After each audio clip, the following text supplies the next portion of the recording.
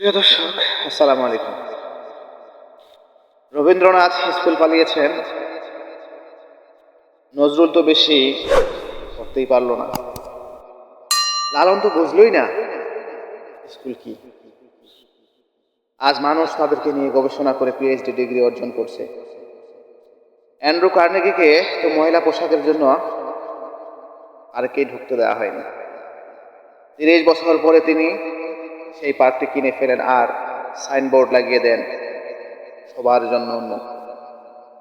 Steve jobs শুধুমাত্র একদিন ভালো খাবারের আশায় 7 মাইল দূরে পায়ে হেঁটে গির্জায় যেতেন।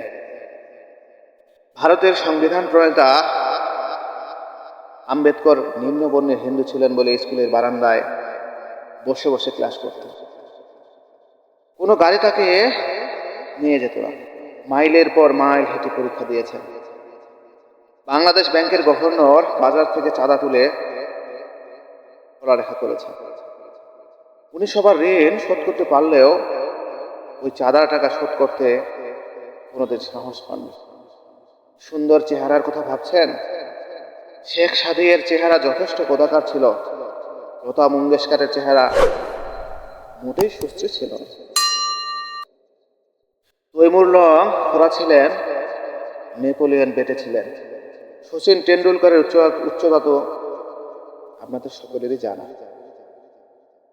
আব্রাহাম লিঙ্কনের মুখ ও হাত যথেষ্ট বড় ছিল। স্মৃতিশক্তির কথা ভাবছেন? আইনস্টাইন নিজের বাড়ির ঠিকানা ও ফোন নাম্বার মনে রাখতে পারতেন না। সুতরাং কোনো কিছু আপনার উন্নতির পিছনে বাধা হয়ে দাঁড়াতে পারবে না। যদি কোনো কিছু বাধা হয়ে দাঁড়ায় তবে তা আপনার ভিতরের ভয়কে দূরে রেখে জয় করতে শিখুন। সাফল্য আসবেই, পরিশ্রম করুন, লক্ষ্যে অটুট থাকুন, সাফল্য আসবে, জয় আপনারই হবে। তবে লেগে থাকতে হবে, হাল ছেড়ে দেওয়া যাবে।